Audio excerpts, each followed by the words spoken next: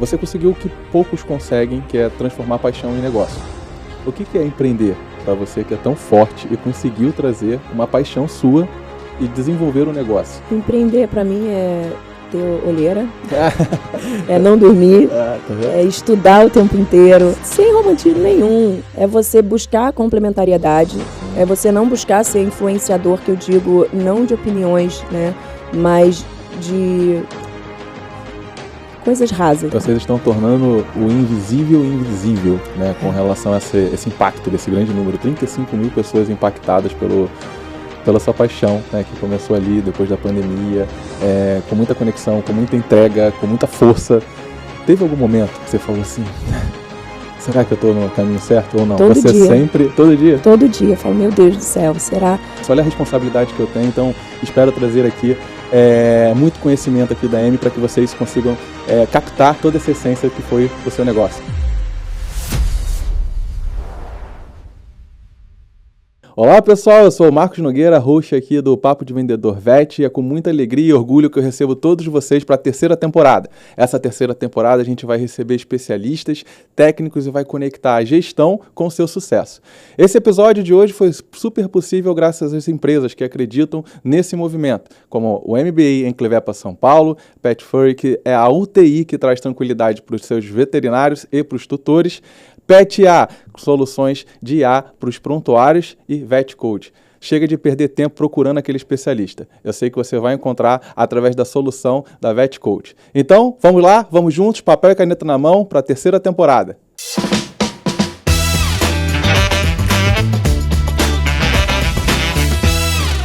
Então, pessoal, vamos lá para a terceira temporada do podcast Papo de Vendedor VET. Hoje eu estou muito feliz que eu trouxe aqui uma pessoa que eu já me conectei aqui nos bastidores e graças ao network do meu amigo e grande irmão Ricardo também, esse encontro foi possível. Eu consegui alinhar a agenda, numa agenda tão difícil também, de trazer a Amy aqui. Seja muito bem-vinda, Amy Parente, pelo nosso episódio. Eu fico muito feliz, fico muito honrado de trazer você aqui. Uma pessoa que traz tantas conexões para o nosso mercado veterinário, com os pets, com essa ligação. Assim, quando eu recebi a oportunidade de estar com você, eu estudei muito, eu li, fui ver o seu trabalho, eu fiquei muito emocionado. Falei, nossa, olha a responsabilidade que eu tenho. Então, espero trazer aqui muito conhecimento aqui da Amy para que vocês consigam captar toda essa essência que foi o seu negócio. Então, vamos contar um pouquinho lá. A gente no bastidores aqui estava trocando uma ideia. Como foi essa ligação da Amy com os animais? Primeiramente, queria agradecer, Marcos, a toda a sua equipe, a você, ao Ricardo, nosso amigo aí em comum, que também faz muito pela causa. E é uma honra minha estar aqui com você, né, compartilhando desse momento, esse projeto que você tem incrível de passar conhecimento. Eu acho que as pessoas precisam escutar mais. E uma coisa que eu acho muito importante é escutar coisas reais, né? Elas precisam aprender sobre coisas de fato, né? Conhecimento de fato. O que a gente vê muito hoje são pequenos micro-influencers falando o mesmo do mesmo e talvez, às vezes, tirando um momento que poderia ser muito proveitoso, né? Desperdiçando. Então, o que você faz aqui realmente é muito impactante, é muito necessário para toda uma comunidade. Então, eu me sinto super honrada. Muito obrigada. Obrigado, Amy. Eu fico com muito carinho te recebendo, né, para a gente contar essa história. Eu sei que eu quero trazer aqui no detalhe mesmo como foi a Amy. Eu sei que tem uma história por trás ali dessas conexões, né? Quando eu atendia na dermatologia veterinária com os pets, eu ficava pensando, assim, sempre quando eu atendia um pet, como eu consigo me conectar rapidamente com um pet. E a gente sabe que naqueles minutos ali para conversar com o tutor, para entender a dor do animal que não fala, e ainda assim propor uma solução que seja viável nesse mercado tão complexo, né? E você traz esse vínculo, né? O vínculo do veterinário com o pet, o vínculo dos tutores com o pet, para trazer só coisas boas para quem precisa, né? Alguns exemplos como o Instituto INCA, né? Também o Instituto Ronald McDonald. Então, assim, por que você teve essa ideia e por que começou assim, a PATA Academy, né? Maravilha. Então, desde que eu entendo por gente, eu sou apaixonada por animal, eu acho que isso cresce dentro do ser humano, né? Eu acho que tem muitas pessoas que não tiveram ainda a oportunidade de conhecer os animais, assim, a gente vai falar um pouco mais focado nos cães, que é onde eu trabalho mais, mas para mim são os animais como um todo, né? E isso veio intrínseco, isso nasceu comigo, e às vezes nasce com a pessoa ou até ela chega a desenvolver. Mas isso nasceu comigo. Então, desde que eu me conheço por gente, com 3 anos de idade, meu pai queria muito que eu tirasse a chupeta. E onde eu ia visitar a minha avó, embaixo, tinha um pet shop, que antigamente, alguns míseros anos atrás, ainda eram aqueles aquários que os cãezinhos ficavam, né? Graças a Deus isso acabou. E aí eu pedia sempre, antes de visitar a minha avó, eu ficar ali dentro com os cachorrinhos. E pedi para o meu pai, tinha 3 anos de idade, eu quero um cachorrinho e eu vou largar a chupeta.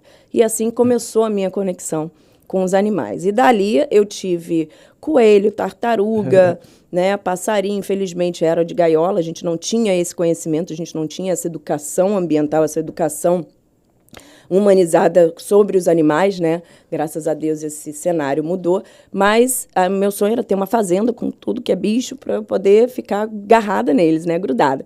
E a Pattaya Academy ele iniciou na pandemia. Eu fiz 3 anos e meio de veterinária, não cheguei a formar, porque eu fui para a área de business logo nesse interim. Fiquei nessa área de business com startups, né, trabalhando ali esse cenário por uma década. E aí, na pandemia, eu falei, bom, eu preciso fazer algo, meu ikigai, né, lembrar de um grande amigo, Shiba, que a gente teve a oportunidade de viajar junto para o Japão, e ele falava muito sobre a filosofia. O Shiba é uma das pessoas mais incríveis que eu conheci na vida, então muito grata a ele, a Márcia, a esposa dele, enfim.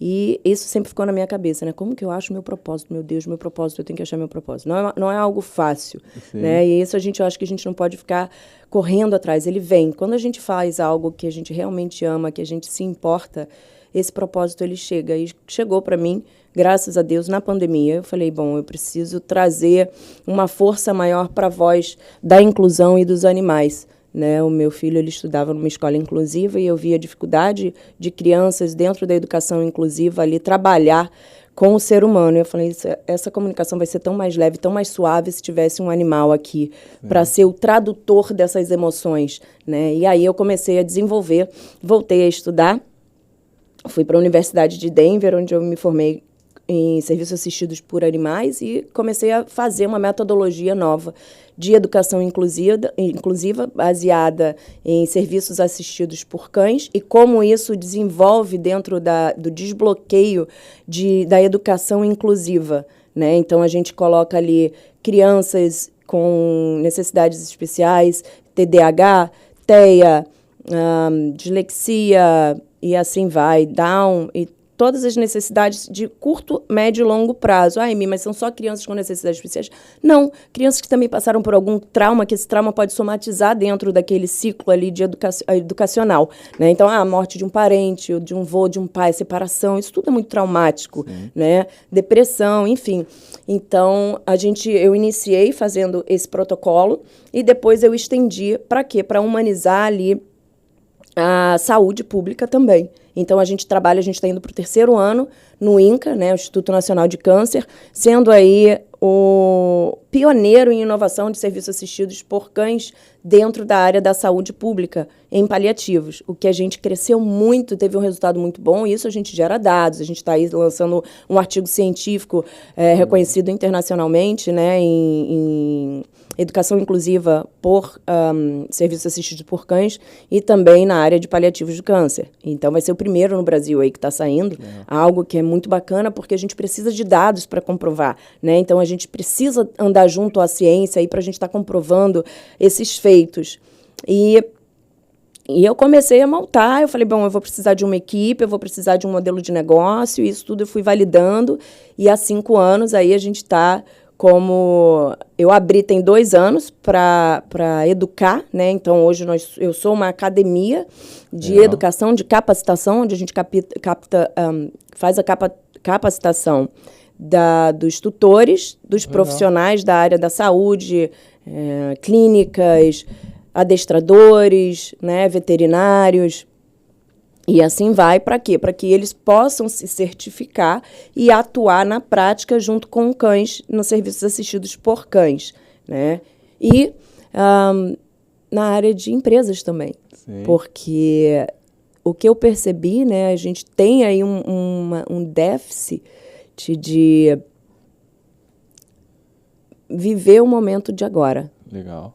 Então, quando você está na presença de um cão, né, da sua família multiespécie ali, você vive o agora. Ele quer um lambejo, ele quer jogar uma bola, ele bate a patinha em você, ele quer um petisco. Então, você não consegue fazer muitas coisas a não ser estar com ele. E eles reconectam a gente com a natureza, né? Eles buscam, você pensa assim, eu queria levar meu cachorro na praia, num parque para ele correr. A gente vê essa necessidade latente e real. Então, os cães, eles nos aproximam, todos os animais, tá? Mas lembrando, assim, a gente vai falar dos cães mais diretamente. E eles nos reconectam com a natureza. E é algo que a gente precisa, né? Tá mais reconectado com o momento do agora. E aí a gente tem cursos que a gente ajuda as famílias multiespécies ou os profissionais da área da saúde, da área da educação, se conectar com esses animais para ter uma comunicação mais constante para entender, né? Porque a gente não pode simplesmente, o cão de serviço assistido, ele não é um pet, que você pega e leva para onde você quiser. Não, tem um treinamento, você precisa entender as necessidades reais daquele ser, reconhecer ele como ser consciente, que ele tem necessidades, né? Ele é um ser como um todo. E aí, assim, fui modelando a Pattaya Academy para o que a gente está tentando ser até hoje aí, de impacto real, e hoje a gente tem mais de 190 certificados, né, no Brasil, sendo a maior academia de serviços assistidos por cães da América Latina. E quando você fala, e linda história, né? Quando você está narrando essa história, eu fico pensando, né? Essa paixão, Amy, aí você falou algumas palavras-chave aqui que eu anotei, né? Metodologia, protocolo. Seres sencientes, onde a gente sabe que eles sentem dor, eles sentem medo, eles sentem ansiedade, assim como nós humanos. E quando a gente fala metodologia, e no mercado veterinário, a gente às vezes se assusta, né? Do tipo, o que é uma metodologia? Eu entendo que é pegar a sua paixão, muita observação, muitos dados, e transformar em algo que a gente consiga replicar, que é como os certificados ali são a materialização daquele programa. Para você montar essa metodologia, quanto tempo assim você ficou imersa nesse programa e se você depois puder contar uma história que eu acho que muitas pessoas fazem essa pergunta pelo seu sorriso, né? Uma história que os animais com essa metodologia conseguiram, ou no INCA, ou em alguma história que vem à sua cabeça, assim, transformar a vida da pessoa. Para a gente utilizar esse poder do agora, que foi muito importante que você disse. Então, assim, eu comecei a validar em 99, 2000, né? Uhum. Oi, gente, desculpa, porque eu sou muito jovem, tá? Foi na pandemia, 2021, né? 2021. Então, eu fiquei validando até o ano passado. Legal. Na prática, 3 anos imersa ali na parte da educação inclusiva e na área da saúde, né? E aí, no ano passado, eu abri para as inscrições e para os cursos. Foi onde a gente começou a alavancar e criar os grupos de ação, né? No INCA, na Casa Ronald, Brasil afora. E eu estudei muito, ainda estudo, então eu falo, todas as pessoas que fazem o curso, os cursos não são os mesmos, eles sempre mudam, porque eu estou sempre descobrindo coisas novas, fazendo conexões, porque eu acho que somos todos complementares. Então, se eu estou aqui hoje com você, eu vou aprender muito, né? E se Deus quiser, eu vou poder passar um pouquinho da minha experiência, um pouquinho do meu dia a dia. E eu acho que é isso que faz o mundo ser melhor, complementar, melhor, sim, efetivo, né? Eu não me basto sozinha. Quando chegar nesse momento de Dharma, não sou budista, mas eu sou curiosa, né? Eu acho que quando a gente chega nesse momento, a gente não está mais aqui, né? Então, se a gente está aqui, é para troca, é para a gente conhecer, é para a gente escutar, é para a gente poder se complementariar. Então, a metodologia, ela é toda baseada cientificamente, né? Eu tenho grupos nos Estados Unidos que eu faço parte, que é o Instituto de Ciência e Proteção Animal, que é o primeiro Instituto de Ciência e Proteção Animal do mundo. Aí a gente iniciou no ano passado e a gente está dentro das diretrizes mundiais dos mais renomados institutos que falam sobre proteção animal, ciência e serviços assistidos por animais, né? Então, a gente tem uma grande relevância e, com isso, a gente debate muitos casos científicos datados mundo afora, né? Não só Estados Unidos e Brasil, mas tem Europa, Inglaterra, Oriente Médio e assim vai. E, com isso, eu fui trazendo o que a gente tem de mais novo dentro dos aspectos de ciência, de serviços assistidos por cães. E vou também a muitas palestras internacionais para eu poder trazer todo esse conhecimento e replicar aqui, replicar na academia, né? Então, o que a gente traz de base, assim, é trabalhar em cima da ciência animal, respeitar um animal como um ser completo, né? Que ele sente todas as necessidades que o ser humano sente e mais ainda. Hoje a gente tem aí dados científicos de que os cães, eles são seres que têm uma capacidade cognitiva muito avançada. Então, e eles se assemelham muito ao ser humano, porque pela forma deles captarem as nossas expressões. Não só expressões, mas eles têm algo que diferencia de todos os mamíferos e principalmente dos primatas, né? Que é a capacidade cognitiva de aprendizado por apontamento. Então, isso é único. Nenhum outro primata ele consegue ter esse tipo de aprendizado que a gente imaginava antes. Bonobo é uma espécie de primata que mais se assemelha cognitivamente ao ser humano. E nem isso eles foram capazes de datar. Então, somente realmente o cão. Então, esse processo todo de domesticação trouxe o quê? Trouxe o cão cada vez mais para perto da gente. Porque a observação do cão é 24 horas. Né? E a gente observa muito pouco. Quantas horas por dia você passa observando o seu cão? Sem o poder do agora, que é o que você falou, pouquíssimo tempo. Né? O mundo está cada vez mais realmente complexo e barulhento. Né? Então, aquela dopamina de ficar vendo o celular, aquela dopamina de resolver problemas, está cada vez mais afastando o ser humano de ficar ali conectado. Eu acho que é tão bonito esse trabalho que você fez, né, de trazer o pet, né, trazer os animais para fazer a gente sentir isso de novo, que é o que a gente deveria estar sentindo lá atrás. E, assim, quando eu vou aprofundar essa questão da metodologia, que é algo que eu espero fazer também perguntas que vocês fariam se estivessem aqui, mas quando a gente pensa nessa relação, né? Existe como você falou, uma ciência, né? Mas para transformar tudo isso lá, por exemplo, vamos narrar. De repente eu, veterinário, quero me certificar. Como eu procuro o instituto, como eu busco e quais são as minhas trilhas, assim, no dia zero para um veterinário, por exemplo? Então, a gente tem 3 cursos, né? A gente tem o workshop, a gente tem um curso de extensão universitária, que ela é reconhecida pelo MEC, e a gente tem imersões também. Né? Imersões, a gente vai a campo e faz uma imersão junto com um grupo ou uma empresa, e aí são 2, 3 dias, e depois a gente faz a parte prática, né?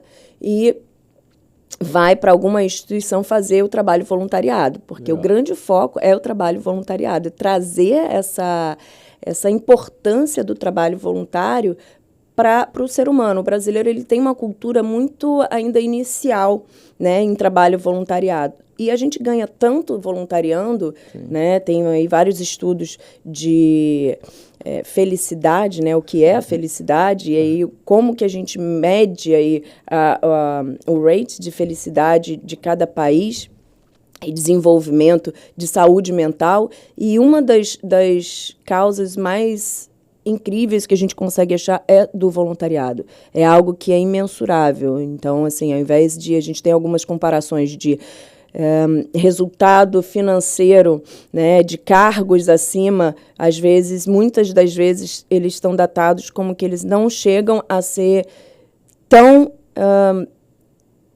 recompensador quanto um trabalho voluntário. Então, a gente traz isso muito forte. O passo principal é o workshop para a gente poder fazer a básica. A imersão, né, tendo um grupo e tal, a gente consegue fazer do início ao fim, que é até a parte prática do voluntariado. Mas o online, a gente tem um online presencial, legal, que é o workshop, onde a gente faz o início, a inicialização, a parte mais básica, a introdução, né, do que é serviço assistido por cães, mas não é só, Amy, eu não quero voluntariar, não sei se eu vou ter esse tempo. É para qualquer pessoa também, para que ela possa ter essa comunicação um pouco mais ampliada, interespécie, né, com a sua família multiespécie, e entender um pouco mais sobre os próximos passos desse mercado pet, né, que hoje tem esse mercado pet 3.0, que é uma revolução que está acontecendo nos próximos 3, 4 anos, aí a China liderando esse movimento, e para que entenda um pouco mais sobre como será uma convivência com, não somente com os pets, mas os animais como um todo. Como né? você acredita, a Amy acredita, nesse movimento do próximo passo? Qual é a sua visão?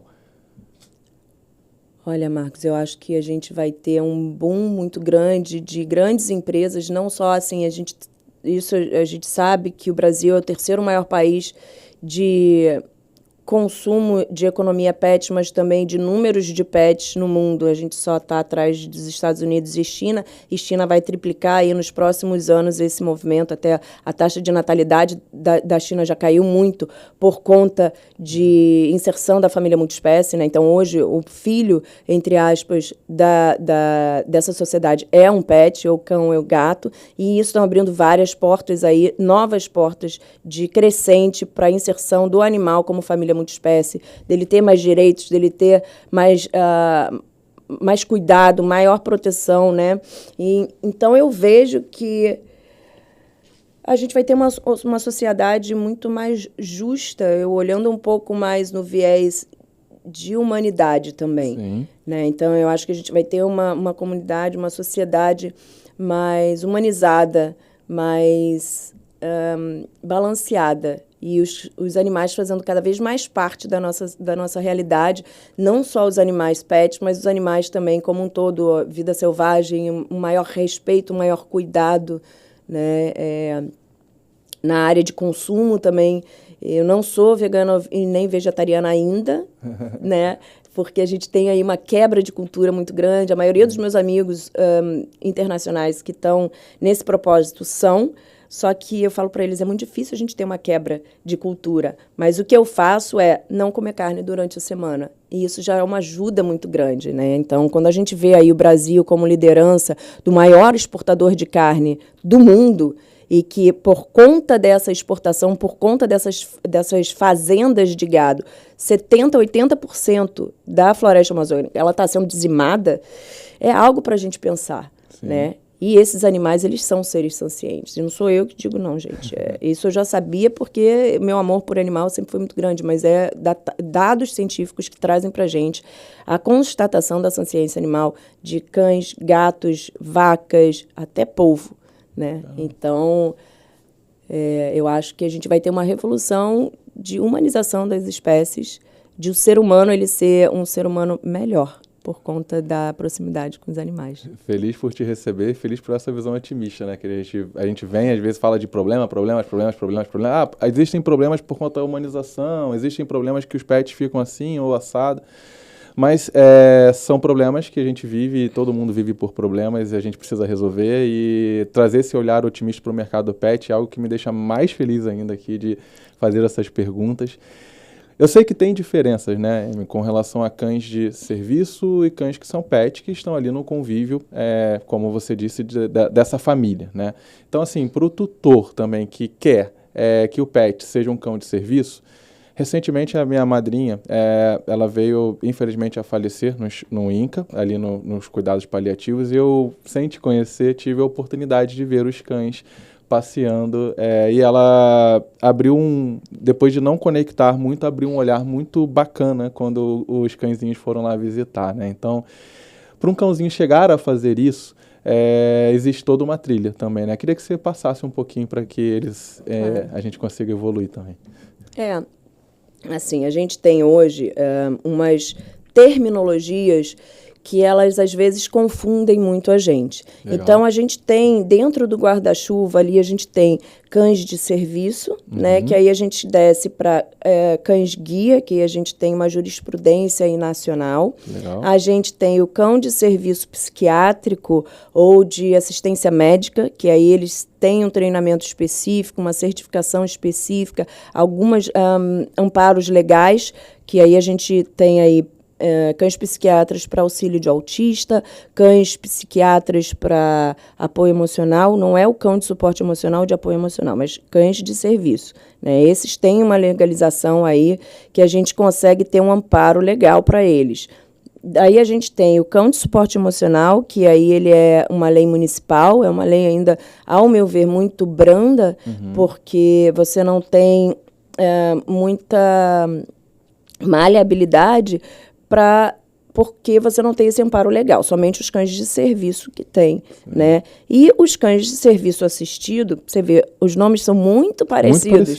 E isso gera muita confusão. Sim. Antigamente era cães de intervenção, aí mudou para cães de serviço assistido. Os cães de serviço assistido, eles não têm amparo legal, tá? Mas sim, pelas diretrizes internacionais, que são os cães de serviço, eles são os cães de terapia. Muita gente gosta de usar o termo terapia, outras pessoas não gostam.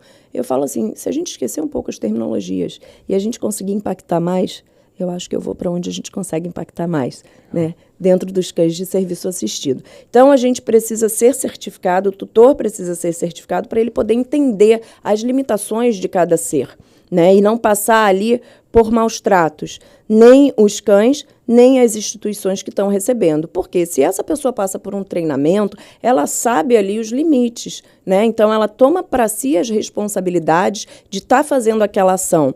Então, ela tem conhecimento. No momento que você tem conhecimento, você tem responsabilidade. Se você não tem conhecimento, você não tem responsabilidade. Então, sim, é necessário certificar esses tutores e os cães. Mas os cães, eles precisam de um treinamento específico? Não, eles não precisam de um treinamento específico, mas eles precisam ter uma boa conduta, né? São cães que têm um mínimo de conhecimento ali, de troca entre a família multiespécie, os tutores, e que eles não sejam reativos. Mas eles precisam ser castrados? Não, não precisa ser castrado. Eu tenho meus cães maravilhosos, com um temperamento maravilhoso, que não são castrados, né? Eu acho que isso fica por conta de cada família decidir e até mesmo para o médico veterinário, porque tem cães que não fazem perfil para ser castrado. E não sou eu que vou dizer, eu acho isso, na minha opinião, é um absurdo a gente intervir nessa parte. Legal. E a gente faz essa... Desculpa, eu te cortei, mas tudo vem em cima da boa conduta. Então, a gente também pensa que, por exemplo, o Border Collie é uma raça, e aí você vai falar um pouquinho de quem deu origem a tudo, né? Foi ela ou foi o... Foram os dois. Foram os dois, tá. E olha como são diferentes, né? Raças diferentes. E não é por raça, então, é por boa conduta. É como vocês avaliam. Inclusive, Marcos, a gente falando aqui assim, a gente tem vira-lata, a gente tem desde Pinscher a Bernese, né? Então, é um Pinscher é o terror do veterinário, né? Pois é, mas essa Pinscher é um amor, né? Então, a gente Pinscher, Chihuahua, então, assim, é sobre o ser. Se ele está feliz ali, ele vai dar uma entrega extremamente positiva, né? Então, é sempre sobre o animal e por ele. Porque, através desse trabalho todo que a gente faz, o propósito maior é mostrar para os seres humanos quantos animais são importantes na nossa vida, como eles conseguem movimentar algo que a gente não consegue, né? Que é lá dentro do coração, é a alma, é fazer a transformação. A gente tem tanta coisa para falar que se eu pudesse ficar falando aqui para sempre, né? Então, a gente tem até uma questão de segurança pública quando a gente fala de animal. Porque você já escutou falar sobre a teoria do elo, teoria do link? Não. De 70% a 80% das pessoas que já foram abusadas, os vulneráveis, né? Infelizmente, a gente tem que ter uma terminologia, e a gente tem essa terminologia para mulheres, crianças e idosos que foram abusadas dentro de casa. Iniciou com abusos animais, maus tratos animais. Grandes gangues que foram criadas em Nova York começaram com abusos animais. Então, isso vem desde a primeira infância. E a gente entrar dentro da educação com uma educação animal e uma educação ambiental, isso começa a quebrar e mudar barreiras, mudar segmentos dentro da própria saúde, segurança pública. Então, é de uma importância tamanha a presença dos animais, não só dos pets, mas de todos os animais na nossa vida, né? Então, através deles, a gente romper essas barreiras e a gente, sim, humanizar mais a nossa vida, o nosso dia a dia, né? É o que eu falo muito no INCA. A gente está trabalhando ali no INCA dentro do paliativos. Muita gente queria iniciar no INCA, não, só vou se for a pediatria, só vou se for não sei o quê. Eu falei, gente, estou tão feliz de estar aqui no paliativos, isso me ensinou tanto, me trouxe tanta coisa imensurável, né? O INCA está no meu coração, é uma equipe maravilhosa, todo mundo, a doutora Renata, a Fernanda, enfim. E é um momento mais incerto da vida de uma pessoa, né? Que você pensa no passado, por que eu não fiz isso, por que eu não fiz aquilo, e o medo do futuro. Então, muitas pessoas que entram ali, elas entram em negação, elas entram totalmente órfãs, né, de tudo. E no momento que a gente para por 5, 10, 15 minutos para viver o agora, transforma a vida de todo mundo, das famílias, dos profissionais da área da saúde, né, então, e dos pacientes. Então, o viver agora ali, ele perpetua, né? Como você se prepara para lidar com isso? Para lidar com estar imersa. Eu vivi, como contei, essa questão com a minha madrinha e foi muito intenso ver histórias ao lado. A gente tem uma profissão também que é intenso, se a gente for parar para pensar, até insano em algumas situações, como, por exemplo, uma eutanásia. Como médico veterinário, sempre quando precisei fazer, logo depois me senti muito mal e sempre me veio à cabeça do tipo, o que será que eu estou fazendo aqui? E você lida com algo muito sensível. Como você se prepara, assim, sua cabeça, sua mente, sua alma, para conseguir lidar no dia a dia? No início, eu achava que ia ser um desafio muito grande. E eu iniciei no INCA, eu não tinha nenhum voluntário. Era eu e o Pedro, que é o comportamentalista, especialista em comportamento da minha equipe. E aí ele virou para mim e falou, como que a gente vai fazer isso? Eu falei, Deus vai me mostrar, calma aí. Que legal. E aí a gente começou a montar o primeiro workshop, o segundo, o terceiro. E aí a gente tem uma equipe de voluntários sensacional, que a gente fica de 15 em 15 no INCA e de 15 em 15 na Casa Ronald, e esse ano a gente está aumentando o INCA, a gente está indo para mais 2 setores, que é a pediatria e mais um, então essa é a novidade que eu estou trazendo aqui. Já estou trazendo spoiler aí para a galera. E aí a gente vai ter aí mais cursos para o ano que vem para poder trazer essa equipe para atuar, que eu não vou deslocar do paliativos, né? E aí eu falei, nossa, vai ser um desafio muito grande. Marcos, quando a gente entra lá, é uma festa tão grande que a gente esquece a dor. A gente esquece aquele momento de fragilidade, de vulnerabilidade. A gente... É brincadeira, são os cães rolando no chão, os cães pedindo carinho, as pessoas vindo, os pacientes saindo do leito e vindo até o corredor, os profissionais da área da saúde, todo em volta, tirando foto, contando história, que o tempo que a gente fica lá passa tão rápido, porque é tão gostoso, que a gente esquece que a gente está numa ala de paliativos. É um momento de festa quando a gente vai para o INCA. Eu chego a arrepiar, porque... É algo assim, como eu disse, não tem palavras para dizer o carinho, a mudança, a transformação de vida que a gente passa quando a gente está ali. Então, só vivendo, só vindo junto para poder ver. E eu faço para você um convite de você vir na nossa próxima visita. Com certeza. Eu ia até te perguntar sobre, por exemplo, eu acredito que... para essas histórias isso me sobrecarregue, né? Mas como você falou, o poder do agora é viver feliz ali naquele momento e a gente se desconectar, porque a gente sabe que a gente está ali como voluntário para trazer várias palavras, vários sentimentos para pessoas que a gente não tem a mínima ideia do que passaram ou que estão passando, né? Será que todos conseguem viver esse momento de ser voluntário? Até quem tem esse receio, quem tem esse medo, quem tem essa preocupação de como vou me sentir depois? A maioria, sim, 90%.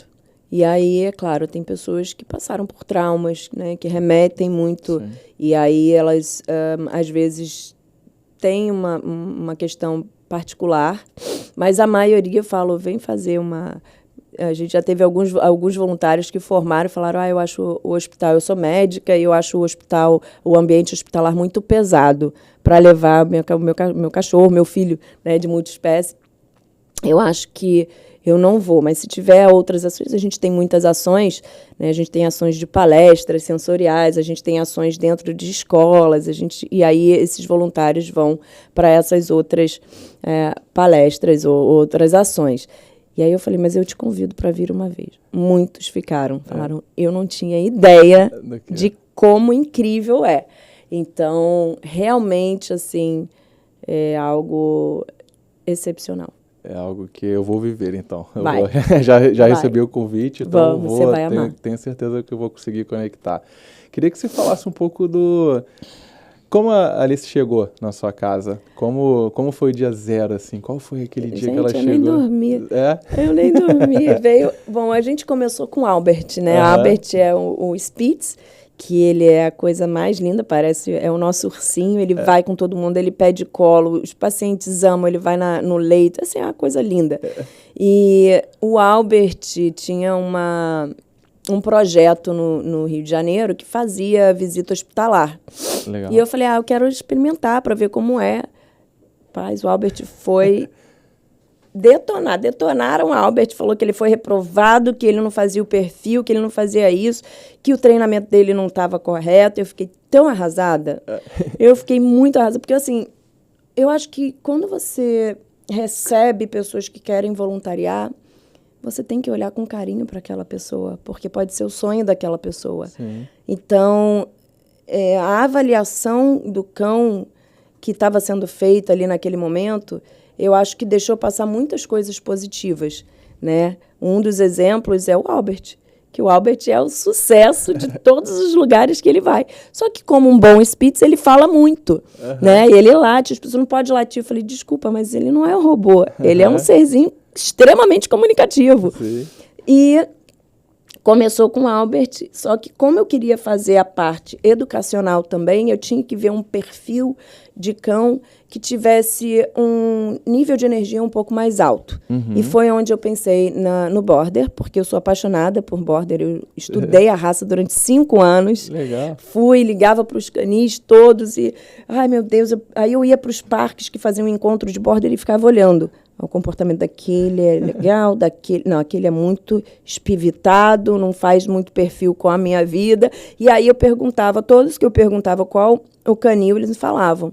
É o King Border, é o King Border. Eu falei, gente, vou ter que conhecer esse pessoal, né? Uhum. E aí eu bati lá na porta, liguei. Conclusão, os meninos viraram meus amigos, são 2 veterinários maravilhosos. E eu contei, falei, bom, agora eu estou pronta. Eu quero uma fêmea. E assim, assado para esse programa. Eles falaram, bom, então quando nascer eu vou te ajudar. E aí me ligaram, foi dia 24 de maio de 2000 tem 3 anos, 2022. E aí falaram, vamos. Eu falei, vamos. E aí eu falo, gente, mas por que comprar um cão, né? A gente tem canis que também são associados a gente, que fazem de uma forma completamente humanizada. É lindo ver o trabalho deles. Um deles é o Bibete, que não é de Border, mas é de Colbert Dog. E o trabalho que eles fazem assim, é sensacional. Eu visitei, eu capacitei todos os membros do canil. Eles têm uma equipe multidisciplinar muito bem preparada. E queriam que mais pareadores, né, criadores se inspirassem neles. Legal. Né, porque é uma forma humanizada. Eles não colocam a fêmea várias vezes para engravidar e, pelo contrário, eles têm um sistema ali que, se alguma pessoa, alguma família multiespécie que esteja, né, adquirindo ali aquele bebê, quiser ter um filhote, eles fazem uma cruz ali daquela fêmea e depois não mais. Então, assim, eles têm uma visão completamente diferenciada, né, não é um business, é uma paixão. Então, são essas pessoas que a gente se afilia, e o King Border é outro, né? Então, os animais passam por testes genéticos, a qualidade do local, né? É tudo com muito cuidado, com muito carinho, com muito amor. É uma paixão, é um propósito. E eu precisava ter esse rastreamento genético, né? Porque eu moro num apartamento super pequeno. Eu já tinha Albert. Eu acho que se entrar uma lagartixa lá, tem que sair, porque não dá. Eu falei, gente, eu não posso errar. Então, eu adoraria. Eu já tive muitos vira-latas. Eu adotei, sei lá, teve uma época que eu tinha 15 cães em casa. E todos morreram. Nunca dei, não doei, não nada. Todos morreram de velhice. Fora os meus gatinhos também que eu tive na minha vida. Então, eu falei, eu não posso arriscar com um vira-lata, porque às vezes o vira-lata ele não tem um perfil. Ele tem uma carga genética e de trauma que passou. Esse vira-lata nasceu dentro da minha casa. Mas isso não vai dizer que o comportamento dele, o temperamento dele vai estar apto para ser um cão de serviço assistido. Muito menos para um cão de serviço assistido dentro da área educacional, que é um outro perfil de cão. Então, eu não poderia ter essa chance, né, de não adequar, porque eu não teria nem espaço físico para ter mais um cão. E aí o meu negócio não iria acontecer. Então, eu precisava mapear de todas as formas o comportamento, a questão genética, né, o behavior daquela linhagem inteira para poder trazer a excelência que hoje eu consigo com Alice e Albert. Né, que a Alice ela foi primordial para essa parte de desenvolvimento da parte de educação. Quando você fala educacional, eu vi alguns vídeos, por exemplo, em escolas com crianças com necessidades especiais. Seriam nesse sentido ou até para escolas mesmo, que dentro daquela pegada que você disse de trazer o animal para a gente desenvolver ali do zero, do marco zero ali a educação? São todos, né? O que eu fiz? Eu desenvolvi essa metodologia, que ela é replicável, e eu queria que mais escolas e escolas públicas pudessem trabalhar com isso, nessa parte de humanização, não só do plano de intervenção, porque a gente tem um plano de intervenção personalizado, que aí a gente, junto com uma equipe multidisciplinar, pedagoga, psicopedagoga, desenvolve para aquelas crianças com necessidades especiais ter um desbloqueio, né? E aí, dentro do colégio, eles vão fazer exercícios, tem umas apostilas de exercício. O programa ele corre por 3 meses, e aí ele é ressignificado em 3 meses, se a criança precisar permanecer, com exercícios desenvolvendo a parte cognitiva, sensorial, e aí são 5 tópicos, e tem a formatura, coisa mais linda. E exercícios que sejam desenvolvidos para o cão e para a criança ao mesmo tempo. Porque o cão ele tem que estar ali e ele tem que estar desenvolvendo também a aptidão dele, ele tem que estar gostando de estar ali. Então, o cão também vai para a escola, o cão também aprende, o cão também brinca, né? E aí a gente desenvolve. Só que quando você entra com o cão dentro de uma escola, imagina, se a escola tem 800 alunos, que foi o caso da escola que a gente estava validando, ele vai ser impactado por 800 crianças. Mas você dava aula para 800 crianças? Não, era uma média de 10 crianças por turno, então eram 20 crianças, né? E a gente ia 3 vezes na semana. E aí a gente tem ali o atendimento de 10 a 15 minutos, com intervalos. A gente trabalhava com 3, 4 cães, então, assim, é algo bem puxado, mas que dentro da metodologia você consegue fazer fluidamente, perfeitamente, tanto para a criança quanto para o cão, né? Então, só que são crianças que estão entrando na escola, são crianças que estão saindo da escola, são crianças que estão brincando na escola, tem a quadra ali, a quadra lá. Então, esses impactos todos estão sendo impressos no cão, né? Por mais que não seja diretamente, indiretamente. E esse cão ele tem que estar preparado, ele tem que ter esse perfil. E o tutor ele tem que estar muito bem preparado. Então, hoje, quando você vê a escola tal, tem um cão de intervenção, né? Um cão de serviço assistido. Será que esse cão está preparado? Quem está liderando esse movimento está preparado? A escola está preparada? Isso é muito importante, porque já aconteceu fatos internacionais de denúncia às escolas, às instituições, né? Então, isso é muito importante, ter um certificado para o cão e para a pessoa, que a gente chama, né, o handler, que está ali responsável por aquele movimento. E qual o programa aplicado? Como que esse cão ele está realmente trazendo resultados, né? Como que essa interseção traz os resultados? Não é só o cão estar ali, né? E esse cão ele pode ser um vira-lata, sim. Ele pode ser qualquer cão. Inclusive, quando a gente fala aí de cão de serviço, também pode ser um cão vira-lata, né? Um cão sem raça. Ou um cão de raça pequena. Tem muitas pessoas que não têm essa informação e falam, um cão de serviço não pode ser um cão qualquer. Pode. O cão guia, que a gente tem aí um treinamento exclusivo à parte. mas o cão de serviço pode. Aí a gente pode entrar depois nessa conversa também. Você fica falando, eu fico quero trazer aqui uma pergunta. Você conseguiu o que poucos conseguem, que é transformar a paixão em negócio. O que é empreender para você que é tão forte e conseguiu trazer uma paixão sua e desenvolver um negócio? O que é empreender, Fraime? Empreender, para mim, é ter olheira, é não dormir, é estudar o tempo inteiro. Sem romantismo. Sem romantismo nenhum. É você buscar complementariedade, Sim. É você não buscar ser influenciador, que eu digo, não de opiniões, né, mas de coisas rasas. Né? Eu acho que você empreender é você dar seu sangue, é você ter um propósito muito bem alinhado. E isso não é sobre retorno financeiro, obviamente a gente tem que ter, porque se a gente devota a nossa vida a isso, a gente tem que sobreviver, né? E o sucesso, ele vem de várias formas. Mas eu acho que principalmente é você saber qual é o seu lugar, o que você quer fazer, quem que você quer impactar, né? E isso pode ser de pequena escala, de grande escala, de escala gigantesca, né? Mas eu acho que é você ter o seu propósito alinhado e você fazer com o coração. E quando você faz com o coração, quando você acredita, você vai dar o seu melhor. Então, é estudar sempre, é nunca saber tudo, porque eu acho que cada vez que eu troco uma ideia, que eu conheço uma pessoa, eu falo, meu Deus, não sei nada, eu preciso estudar isso. Eu tenho a mesma sensação que você. E aí a gente fica assim, desnorteado às vezes, né? Então, eu acho que é estudar muito, é você trazer a responsabilidade para si de tudo que você fala, é você trazer dados científicos, é você mostrar o A mais B, o porquê disso tudo, porque quando você tem isso alinhado e você consegue trazer essas comprovações, você consegue impactar.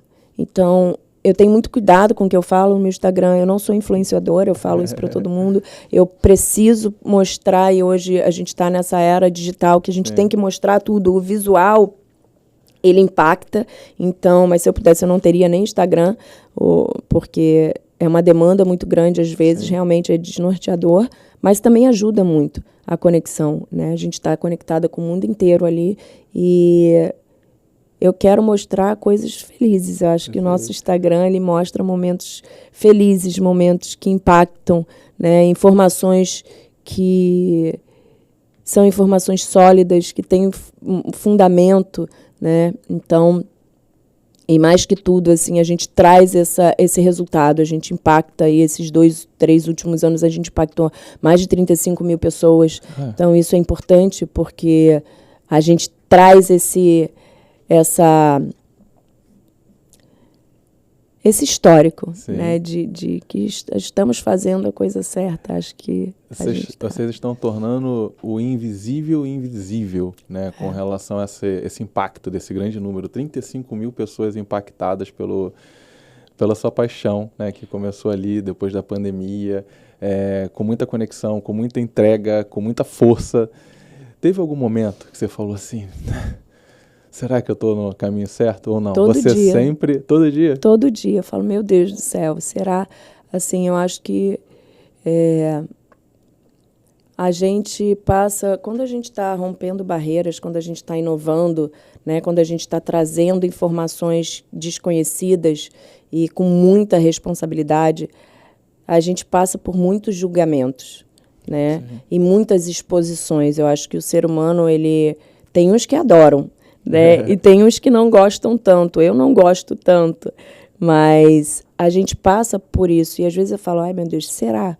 E aí eu falo, meu Deus, se for da sua vontade que as coisas andem. E aí no dia seguinte eu tenho uma resposta, você, ai, ai, ai. E aí eu falo, eu amo tanto esses animais, eu amo tanto o que eu faço, que até onde eu conseguir a gente vai estar impactando, né? Então, mas já tiveram vários momentos e que a gente pensa, eu tô cansado, né? Será que é isso mesmo? Mas aí a gente tem a resposta, e assim, as respostas, elas vêm hoje. Semana passada foi uma semana muito importante, que eu fui convidada a ser do Conselho Consultivo de Direito Animal e do Direito dos Autistas e Pessoas com Necessidades Especiais.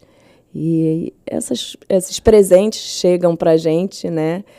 Alice Albert foram os primeiros cães a entrar na OAB do Rio de Janeiro. Olha que legal. Então, rompendo barreiras mesmo, a gente está aí para a causa e dentro de todos os protocolos éticos possíveis e imaginários, né, para trazer realmente impacto grande para a nossa sociedade. Eu acredito muito que, através dos animais, a gente consegue melhorar a nossa sociedade. Nesse cenário do direito dos autistas também, sim, né? Eu trazendo aí o primeiro curso online de cão de serviço internacional. Legal. Muito importante. Eu vou colocar, galera, na legenda tudo quem me passar aqui para que vocês possam acessar também. Depois, se tiverem alguma dúvida, contem aqui conosco, tá? Mas vai lá. E para 2026, esse é o projeto? Você deu algum spoiler? Pode dar mais algum spoiler aqui pra gente? Para 2026, a gente focar mais nessa área da inclusão, com o cão de serviço psiquiátrico autista, né, e com pessoas com necessidades especiais, que eles possam tirar essa certificação, né, que é uma certificação validada há mais de 15 anos, internacional, e fazer com que essas famílias tenham um auxílio maior, porque o que muito não se sabe sobre cães de serviço é que qualquer cão pode ser um cão de serviço, se ele tiver aptidão, se ele tiver uma educação, né, correta. E essa educação pode vir do próprio tutor. Hoje, no Brasil, tem casos aí de adestradores que, infelizmente, não são profissionais, né? A gente já escutou aí do cãozinho que faleceu, que foi enterrado no terreno da pessoa, enfim. E isso chocou muito, e isso acontece muito, né? E eu, no processo de validação da Alice como minha cão de serviço e do Albert, eu jamais deixaria eles com alguém. Eu jamais ficaria longe do processo de educação deles. E isso é um modelo que acontece internacional por muitos anos. E as maiores instituições internacionais, eu falo com muitas nos Estados Unidos e Europa, elas vieram do próprio cão, treinando o próprio cão. E por que não no Brasil? Né? Quando hoje pessoas profissionais cobram até 80 mil para treinar um cão de serviço, esse curso ele vem com preço de R$2.000. Caramba. Então, famílias inclusivas que necessitam... É uma democratização desse sistema de inclusão. Então, assim, é algo que valida, que não invalida, né, a pessoa de ter ali o seu cão de apoio psiquiátrico. Mas MI, um cão que precisa de um treinamento mais específico. Ótimo. Eu acho que tem que fazer, sim. O curso ele é uma introdução, né, para que a pessoa possa ir e vir, como uma tecnologia assistida de ir e vir. E os treinamentos que ali tem não são complexos. E, se forem, tem um apoio 24 horas. A gente tem vários adestradores, né, que são...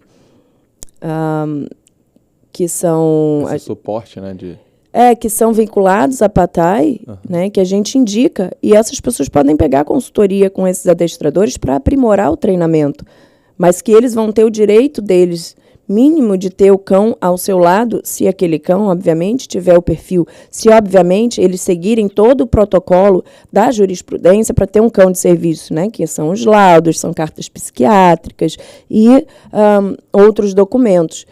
Mas se você tem o direito... Você tem o direito. E não é a questão financeira que isso vai implicar, né? Você não precisa... gente, inviabiliza 50, 60, 70 mil para treinar um cão de serviço. Inviabiliza. Então, assim, não.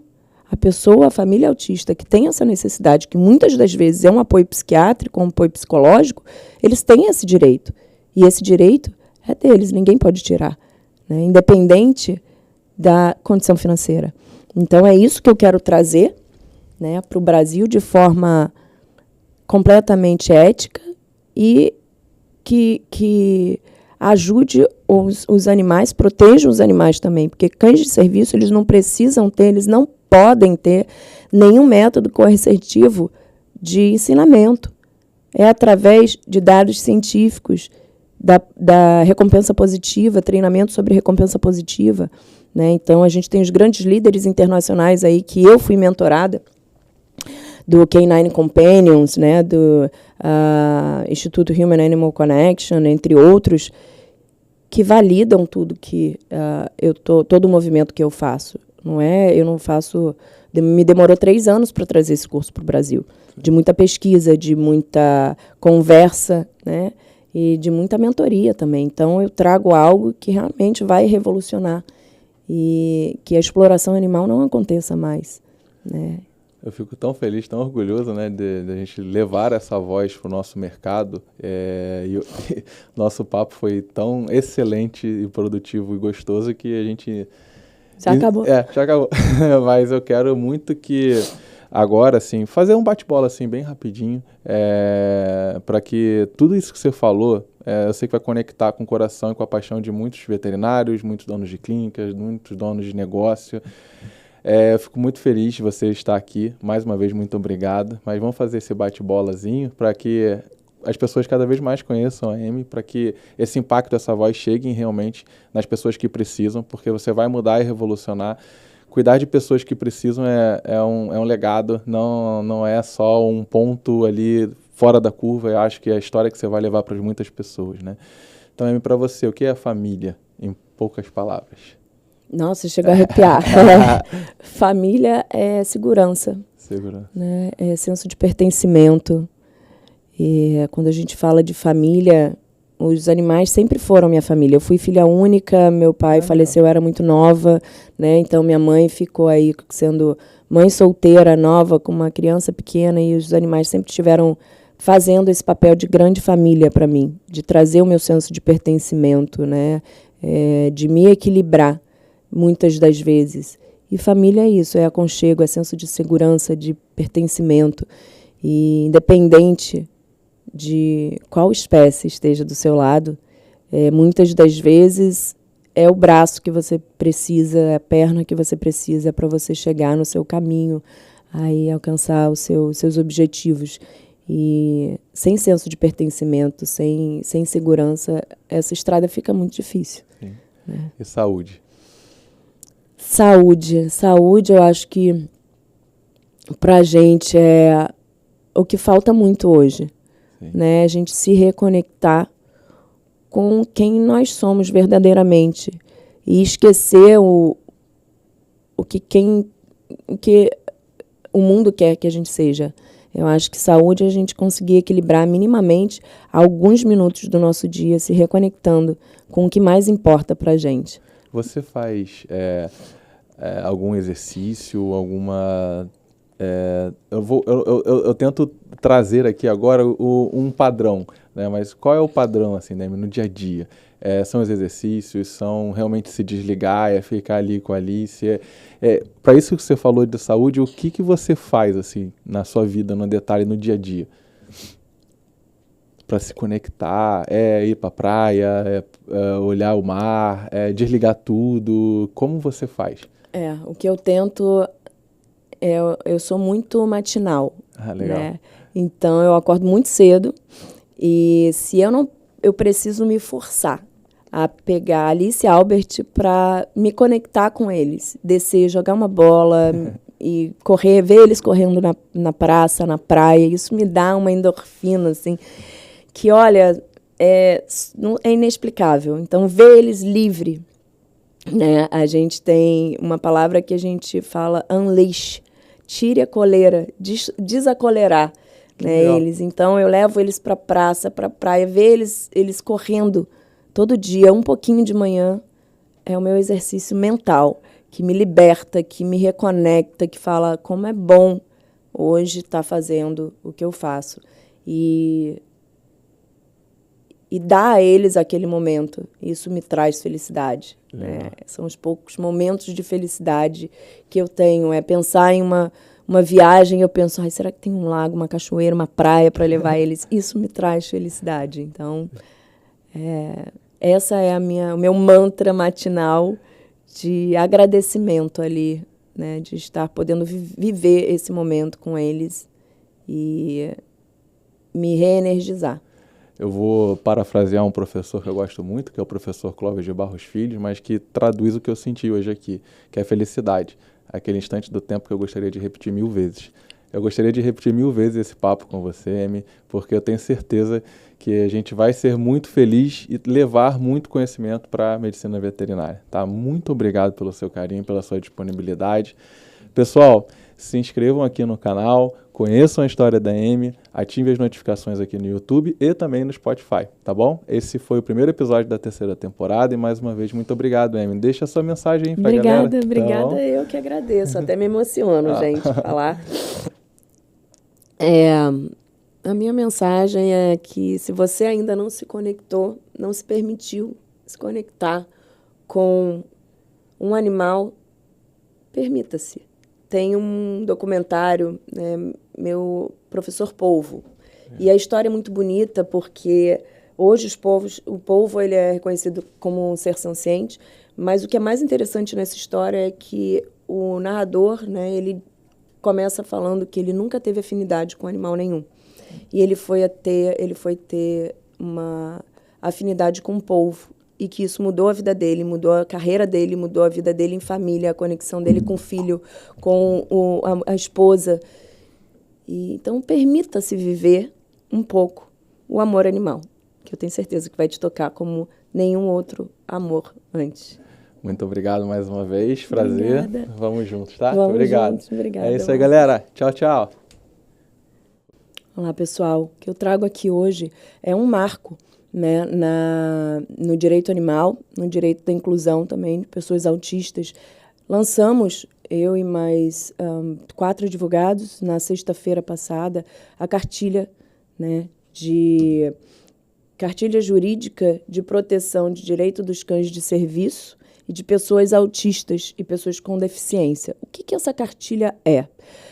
A gente entra em detalhes sobre terminologia de cão de apoio emocional, cão de serviço psiquiátrico auxílio autista, né, e cão de serviço de emergência médica. Muitas pessoas têm uma vontade de voar com o seu cão e, para isso, na cabine, né, é um tema aí muito crítico ainda. E, para isso, eles recorrem ao cão de apoio emocional ou suporte emocional. Essa lei é uma lei municipal, né? Então, essa lei é uma lei muito branda ainda para te dá o direito de voo nacional ou até internacional. Então, as pessoas que têm a certa necessidade de ter um cão de serviço psiquiátrico, o caminho que tem uma amplitude jurídica maior é o cão de serviço psiquiátrico. É onde pode se estabelecer o direito, né, de realmente ter o direito de ir e vir como uma tecnologia assistida, sendo o cão usado para esse meio, tá?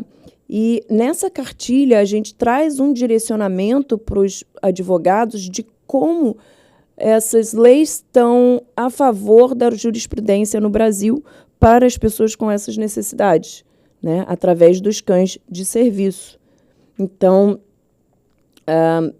você que precisa ter um amparo de um cão de serviço psiquiátrico, estude um pouco mais para saber a diferença entre cão de apoio emocional, suporte emocional, ou um cão de serviço psiquiátrico. Se você pensa em voar com o seu cão, pense sobre isso. E sim, tenha uma consultoria de um advogado.